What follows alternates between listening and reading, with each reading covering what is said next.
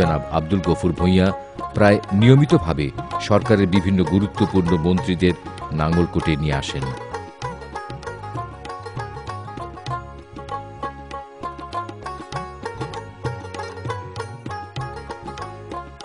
এরই ধারাবাহিকতায় নাঙ্গলকোটের মাটিতে পা ফেলেন গণমানুষের নেত্রী, দেশনেত্রী, সাবেক প্রধানমন্ত্রী বেগম খালেদা জিয়া। সে দিনটি ছিল নাঙ্গলকোটের মানুষের জন্য এক ঐতিহাসিক দিন। আপনাদের কাছে নির্বাচনের আগে এসেছিলাম, আমি আপনাদেরকে বলেছিলাম আপনারা এই গফুর ভূঁইয়াকে নির্বাচিত করলে, আমরা সরকার গঠন করলে ইনশাল্লাহ এই এলাকার উন্নয়ন করব। তা আওয়ামী লীগ প্রার্থী এখানে বিজয়ী হলেও এই এলাকায় কোনো উন্নয়ন করে নাই, যার জন্যই আমরা আপনাদেরকে বলেছিলাম আমাদের প্রার্থীকে নির্বাচিত করেন, ইনশাল্লাহ উন্নয়ন করব। তারপরে থেকে এই গফুর ভূঁইয়া আপনাদের এলাকায় নির্বাচিত হয়ে এসে একের পর এক কাজ করে যাচ্ছে।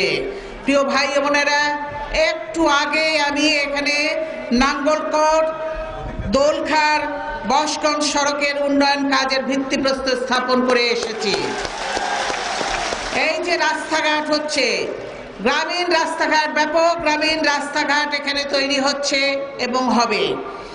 তারপরে গড়কমুড়া চারিতুপা সড়কে ও ডাকাতিয়া নদীর উপরে ব্রিজ চেয়েছেন এমপি সাহেব, ইনশাল্লাহ এটাও আমরা নির্মাণ করব। ডাকাতিয়া নদীর উপরে ব্রিজ, মেঘনা এক্সপ্রেস থামবে 1 তারিখ থেকে। তারপরে এই যে ট্রেন, মেঘনা এক্সপ্রেস ট্রেন, এটাও নাকি থামবে 1 তারিখ থেকে, ইনশাআল্লাহ মেঘনা এক্সপ্রেস ট্রেন থামবে এখানে। কিন্তু ভাইয়েরা আমি বলবো যে ট্রেনে উঠবেন টিকিটটা করেন ভাই, টিকিটের টাকার দাম লাগবে, টিকিট করতে হবে।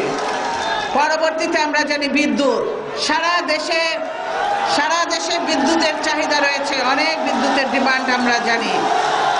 এর জন্য আমরা বিদ্যুতের উপরে সবচেয়ে বেশি জোর দিয়েছি, সারা দেশে বিদ্যুৎ দিচ্ছি।